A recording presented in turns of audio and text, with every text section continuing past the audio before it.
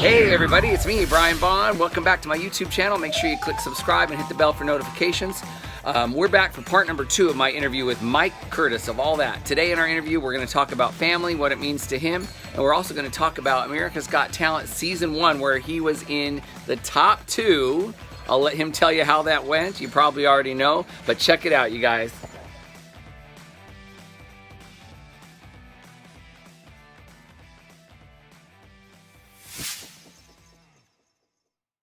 Mike, we're back for part number 2 of our interview, and I see behind you there's this beautiful woman in a wedding dress on the wall. Tell us about your wife. Oh, that's my wife, Megan. And you know, it's been a struggle for me over years finding somebody to put up with me and everything that goes on with all that. It's a lot. It's a lot to deal with. But when we started at the Opry in 2005, it was February. April of that same year, 2 of the girl dancers left. And 2 new girl dancers came in, and she walked through the door, and I walked past the office where she was sitting, and I had to take a second look, and I was like, Jesus Christ. And the second I saw her, there's a funny story, I said to myself, I'm gonna marry that girl. And I went straight to the dressing room and I wrote a note saying, I just met the woman of my dreams, the woman I'm gonna marry. The date is this, the time is this, the place was this. And I saved it and I put it in my locker and I gave it back to her on my wedding day to let her know what had happened that day, you know. But it was just, the second I met her, the personality was awesome. Her looks were incredible. I could not get over what I was looking at. And she actually had a boyfriend at that time, and I did not care. I could not help that he was dating my future wife, is what I always did. There you go, yeah. You know, I couldn't Some help things it. just gotta change. So, but she's great. She puts up with everything. She's given me 2 beautiful baby girls. And we live a pretty happy, blessed life. Your older daughter is a dancer too, right? She is. She just turned 10. She's been dancing since she was 3. And she's been taken from Megan. You know, Megan was the dance captain and been teaching here in the city for her entire life. And so to have her mommy leading her down the right path is good. So we know what we want her to learn, what we don't want her to learn, the right techniques and all that. She's made her into a little superstar. It tears old dad up to watch her dance now. She's got a rock star daddy and a superstar mom. That's pretty awesome. And then you got a new dog. Yeah, so I have a baby too. She's 3, and she is a firecracker. And so her and the dog have a wild relationship. I've got a brand new Doberman puppy. He's 12 weeks old. His name is Memphis, and he's as big as her. You know, and so she wants to go up. It's a real live teddy bear for her, so she wants to hug on him and this and that, but he's in that nibbling mode, so then he'll go to nibbling on her and it'll make her cry, and then she'll go right back. She won't take no for an answer. She wants to play with him no matter what. Yeah. Well, let's talk about the biggest thing that has ever happened to clogging, in my opinion, and that is All That on America's Got Talent, Season 1. And then I don't remember what the other season was, but Season 1 took clogging to the next level. Well, tell me a little bit about how that happened and how that changed the dynamic of what All That was doing. I'll do it. Well, first of all, I appreciate that comment. That's coming from the Brian Bond, ladies and gentlemen. To get a comment like that. That's true. Golly. So we had danced at this point. So this was early 2006. We had danced in a show in Las Vegas for a year, about mid-2003 to mid-2004. And our PR lady out there, her name was Laura Herlovich. She was connected to the entire world. And she called us up after we had come back to the East Coast and said, hey, there's this new TV show coming out. I've got you an audition in Atlanta. I'd like for you to go and check this out, blah, blah, blah. And so we didn't know anything about it. She said, you know, who the judges were going to be. At that point, it was David Hasselhoff, Brandy, and Piers Morgan. She said they're giving away $1 million. $1 million is all I needed to hear. I don't think I heard anything else in the conversation. And so I called up the guys there. And we were all in Myrtle Beach at that time and told them, hey, this is what's happening. So we went down, and it came together pretty quick. We went down and we went into the room, and as soon as we walked into the room, there were several other acts there. And there was one of the guys in charge of his kids that looked at his kids, and he said, that's All That. He said, they're going to be in the finals. And I was like, how does that dude know who we are? Like, it was wild, because we hadn't done anything really big at that point. But that dude knew who we were. And his opinion were we were going to be in the finals. So I was like, that was pretty flattering. And we kept getting those types of responses to everybody. And again, this was all real surprising to us still. So that first season was really difficult for us to take in, because a lot of that stuff was happening that we weren't ready for. We weren't prepared for any of that stuff. We thought we were in a clogging competition mindset, you know, and it was not that. But it was a great time. That was the moment, I think, for us.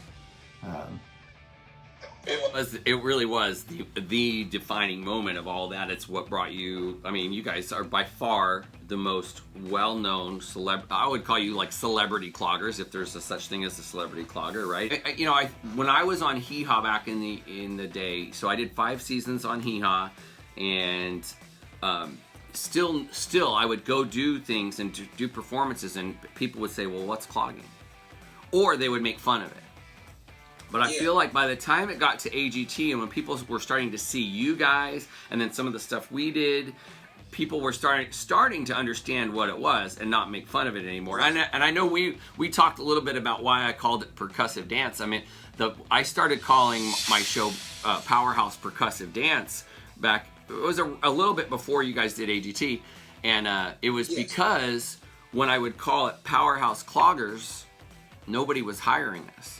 But when I changed the name to Percussive Dance, the first month I booked $30,000 worth of work. That's wild that it happens that way, huh? It's all perception, right? It's all perception. So, you know, I think a lot, for me, sometimes I think cloggers don't think I love clogging, but I mean, it's been my life. I absolutely love it. But I'm also a businessman. I want to market it the right way. And I feel like now, because of you guys and all the things cloggers have been doing, you know, people start to know what it is, and they start to realize how cool it is. They do. They do. You know, it's crazy. We go and do, from time to time throughout the year, we go and perform on some Disney cruise ships. And there are people that come up after those shows on those Disney cruise lines that talk about America's Got Talent. I saw you guys on AGT. I saw you do this number. I saw you do this move. And it's crazy how well they know everything you've done. And that was years ago.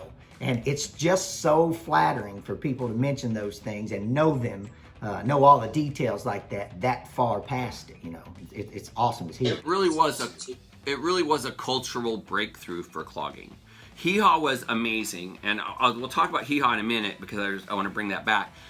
But Hee Haw did not culturally break through boundaries of what people thought clogging was, even though it was an amazing opportunity, and it was the first and only time all of the cloggers came together to work on a single project. And now that was the Hee Haw competition. Everybody from everywhere came. But your AGT experience culturally broke clogging through a boundary to make it more contemporary. It brought it to a new generation of people. It was pretty amazing. I think we fell into the perfect situation with that.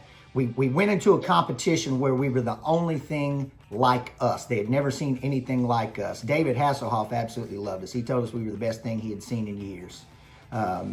Then you had a cultural event like you're talking about because of that show. It was brand new and it was being shown worldwide. You had Piers Morgan, who was a British fella, and everybody over in England was wanting to watch him because he was very popular there. You had Brandy, who was a hip-hop singing artist who was incredible. So that entire world wanted to watch. And then you had the Hoff, you know, who's international superstar actor from Baywatch, you know. So everybody wanted to tune in. So you had all these different cultures and all these different types of people watching that. And when we did so well, it ended up being the perfect situation for us and cloggers as a whole. And that's something that we should all be proud of, not just us. Because yeah, absolutely. You didn't just do it for you. It happened for all of us. It brought That's right. clogging. Everybody had been working on this forever. We just happened to be the ones that got that opportunity. So absolutely, yeah, it was really cool. There was something I was going to say though, so I have to ask you this question because I've been in this situation, not quite on that level before. Got down to that last night, first and second place. How tense was that moment? So it's kind of weird. It's still, on the day that it was happening, you couldn't eat, you couldn't sleep the night before. You knew there was $1 million on the line, and you knew you realistically had a shot at it. And the number that we did in the finals was a great number. But before that, the number we did was the one we had planned to do in the finals. We never planned on losing to the little yodeling girl.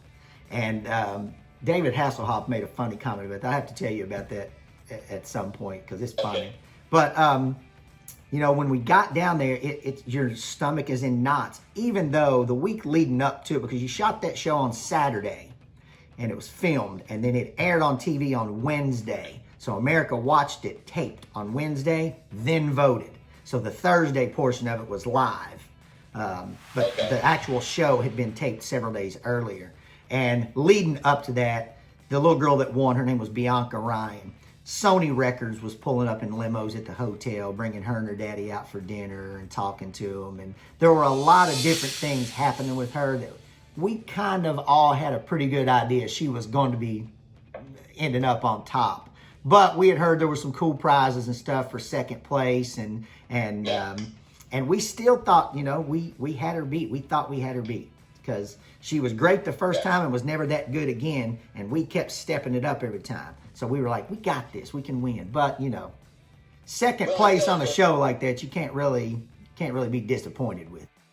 No, it was amazing. And here's the thing with those shows.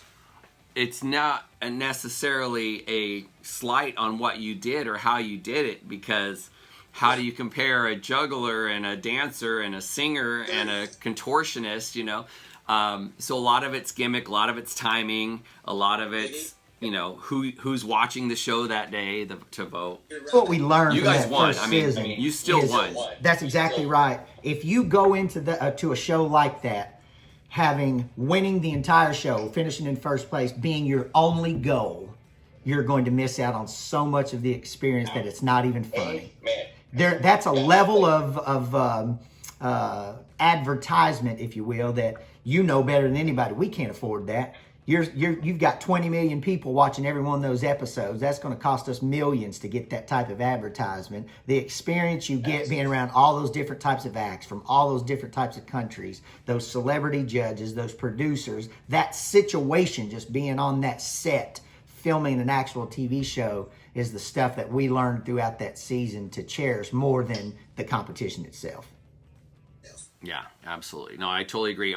Every time I do one of those shows, I look at it more for the experience, the clip I'm going to get from the video that they did, you know, because you're right. Who can afford to produce that kind of stuff on their own?